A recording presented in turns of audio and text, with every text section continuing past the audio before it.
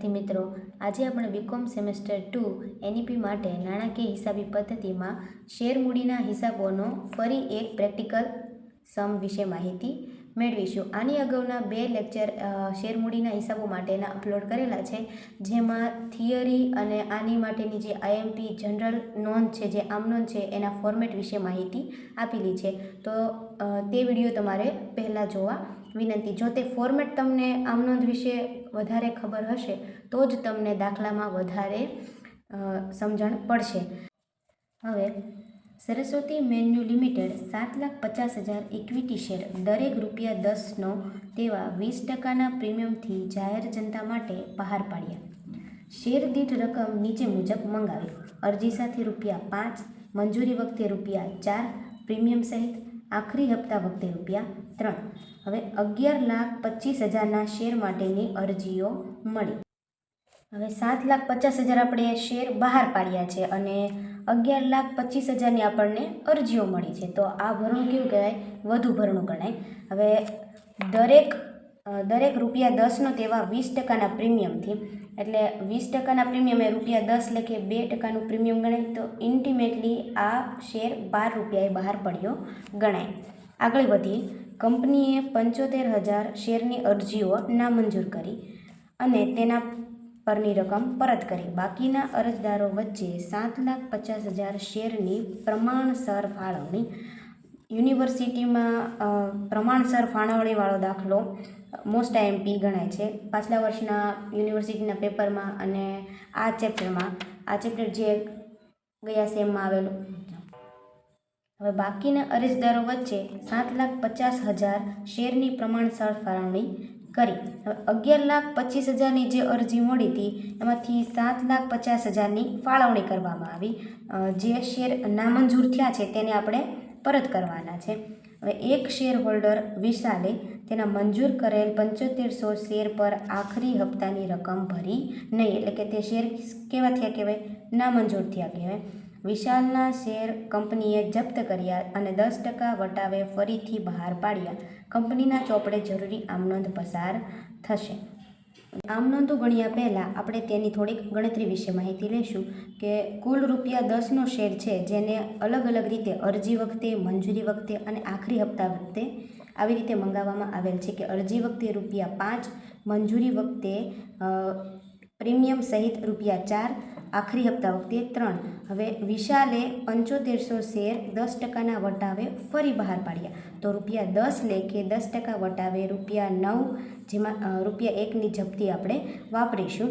હવે 7,50,000 equity share આપણે બહાર પાડેલા છે, જેમાં 11,25,000ની શેરની કેટલી 11,25,000 શેરની અરજી આવેલી છે, જેમાં 75,000 શેર મંજૂર થયા છે કે જેના નાણાં આપણે પરત કરીશું। હવે 11,25,000ની જે અરજી આવી છે તેમાંથી 75,000 શેર છે કે જે મંજૂર થયા છે તે બાદ કરીશું તો કેટલા આવશે? 1,50,000ના શેર આપણને મળશે। હવે જે 1,50,000ના શેર અને જે 7,50,000ના શેર જે ફાળવવામાં આવ્યા છે તેનો ડિફરન્ટ કાઢીશું તો 3 લાખ જે છે આપણને વધારાની અરજી મળશે, જેને આપણે પ્રમાણસરની ફાળવણી કહીશું। હવે આમનોંધ લખતા આપણે કે જ્યારે શેર અરજીના નાણાં મળે ત્યારે આપણે કેટલી શેરની અરજીઓ હતી? 11,25,000 અને અરજી વખતે કેટલા? ₹5 લેખે, તો 11,25,000 ગુણ્યા 5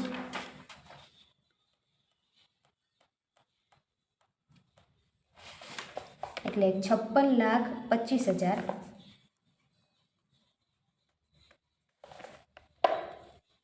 આપણને કિંમત મળશે।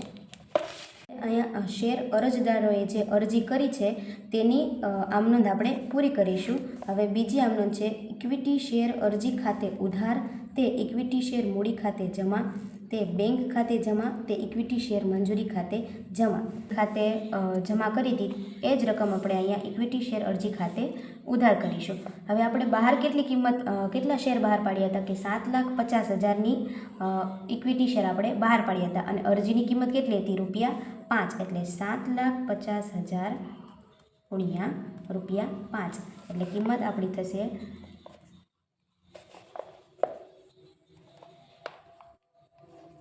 37,50,000। હવે તે બેંક ખાતે, એટલે કે ઘણા લોકોને આપણે જે મંજૂરીના નાણાં નામંજૂર થયા હતા તેને આપણે પરત કર્યા હતા, તો તે કિંમત કેટલી, તે રકમ કેટલી હતી? 75,000.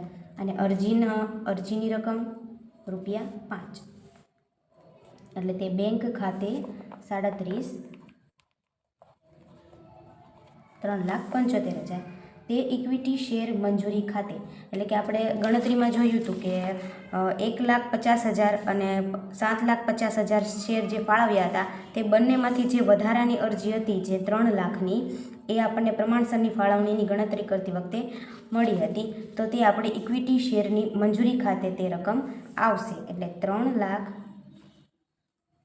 ગુણ્યા અરજી વખતની જે રકમ હતી ₹5, એટલે કેટલી થશે? 15 લાખ. મંજૂરીનો હપ્તો મંગાવવામાં આવે ત્યારે કુલ ₹4, જેમાં 2 મૂડી અને ₹2 જામીનગીરી પ્રીમિયમ લેખે. તો શેર મંજૂરી વખતે આપણે કેટલા નાણાં મંજૂર કરવામાં આવ્યા હતા? 7,50,000 ગુણ્યા 4, એટલે કુલ રકમ 30 લાખ, જેમાં ઇક્વિટી શેર મૂડીના ₹2, 7,50,000 ગુણ્યા 2 અને પ્રીમિયમના 7,50,000 ગુણ્યા 2, રકમ થશે 15 લાખ. હવે શું કર્યું હતું કે મંજૂરીનો હપ્તો આપણે મંગાવ્યો હતો, એટલે હવે લોકો શું કરશે કે રૂપિયા ભરશે, બધા શેર હોલ્ડરો હવે રૂપિયા ભરશે. આપણે 30 લાખ રૂપિયા અરજી વખતે મંગાવ્યા હતા, અરજીના નાણાં આપણે 15 લાખ તો ઓલરેડી જમા જ હતા, એટલે 30 લાખ માઇનસ 15 લાખ, એટલે રકમ આપણી થશે 15 લાખ.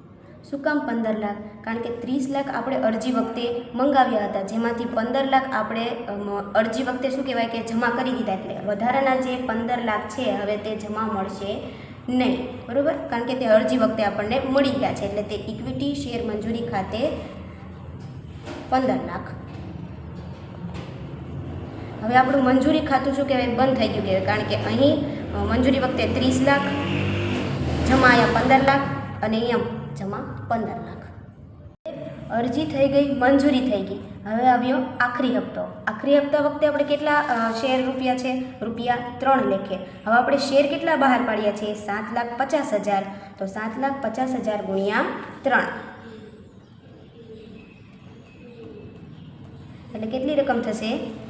22,50,000.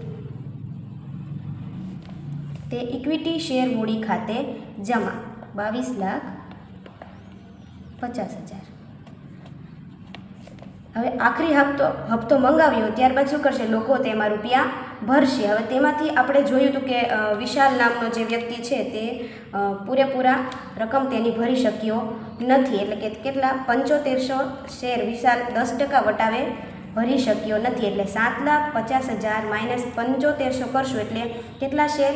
7,42,500 શેર પર રૂપિયા આપણને મળે છે, ₹3 લેખે. એટલે આપણે તેની આમનો લખશું તો બેંક ખાતે ઉધાર, તે ઇક્વિટી શેર આખરી હપ્તા ખાતે જમા, એટલે 7,50,000 માઇનસ 7500 એટલે કેટલા આવશે?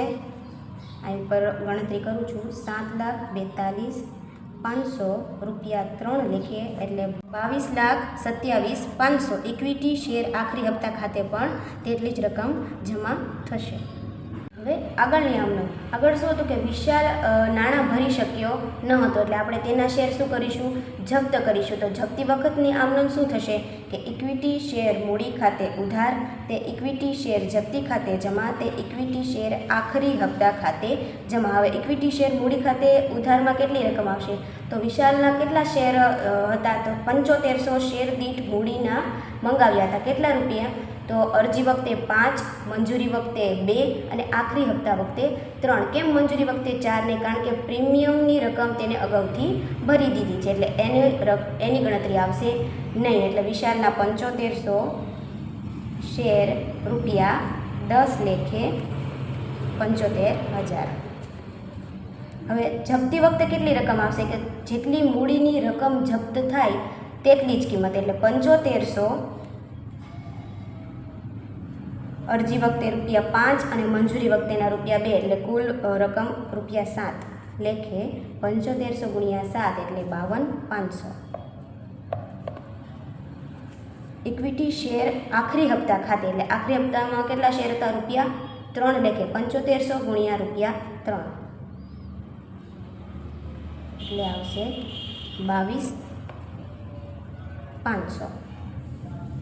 હવે આમનો નંબર 8, 10% વટાવે આપણે શેર શું કર્યા હતા? ફરી બહાર પાડ્યા હતા. 7500 શેર 10% વટાવે ફરી બહાર પાડ્યા, તો કેટલા રૂપિયા લેખે? 10 રૂપિયાના 10% એટલે કે ₹9 લેખે આપણે શેર ફરી બહાર પાડીશું. ₹1 આપણે જપ્તી માટે વાપરીશું. તો બેંક ખાતે ઉધાર તે ઇક્વિટી શેર જપ્તી ખાતે ઉધાર તે ઇક્વિટી શેર મૂડી ખાતે જમા. હવે શેર કેટલા છે આપણી પાસે? 7500 અને શેર દીઠ કિંમત કેટલા લેખે બહાર પાડ્યા? તો કે ₹9 લેખે, એટલે આપણી રકમ થશે 67500. હવે ઇક્વિટી શેર જપ્તીમાંથી પણ આપણે રૂપિયા વાપરીએ છીએ, શેર દીઠ ₹1, એટલે કેટલી થશે કિંમત?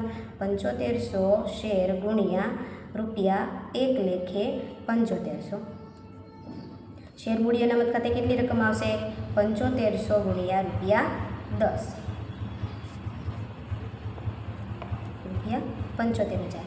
ત્યારબાદ છેલ્લી આમનોંધ, જપ્તીમાં જેટલા રૂપિયા વધ્યા હોય તે આપણે ક્યાં લઈ જઈએ છીએ? મૂડી અનામત ખાતે શું કરીએ છીએ? ટ્રાન્સફર કરીએ છીએ. હવે આપણી પાસે જપ્તીમાં કેટલા રૂપિયા જમા છે? 52500, અને તેમાંથી આપણે કેટલા રૂપિયા વાપર્યા છે? કેટલા શેર વાપર્યા?